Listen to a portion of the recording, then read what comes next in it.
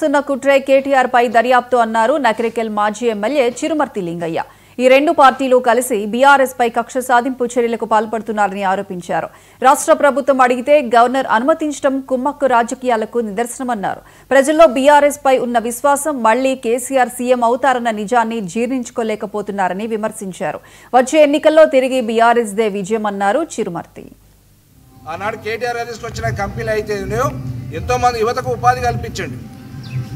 బయట దేశాల పోకుండా బయట దేశాల పోయిన వాళ్ళు కూడా ఇక్కడ వచ్చి మన రాష్ట్రంలో ఇక్కడే ఐటీ కంపెనీ చాలా ఉన్నాయి. కేటీఆర్ నాయకత్వం నడుస్తుంది, మంచి కంపెనీలు ఉన్నాయి, మంచి శాలరీలు వస్తున్నాయని చెప్పి సంతోషపడి ఇలా యువతకు ఎంతో ప్రోత్సహించిన నాయకుడు కేటీఆర్ గారు. ఇలా నీ ప్రభుత్వంలో నీ కుటుంబం కోసం నీ మంత్రుల కోసం పాకులాడుతుంది తప్పితే ప్రజల కోసం ప్రజల సంక్షేమం కోసం ఈ ప్రభుత్వం పనిచేస్తలేదు, స్పష్టంగా కనబడుతుంది. ఇలా బతుకమ్మ సందర్భంగా ప్రతి సంవత్సరం కేసీఆర్ గారు చీరలు పెట్టేది ఆడపిల్లలకు. మరి నువ్వెందుకు వేయలేదు?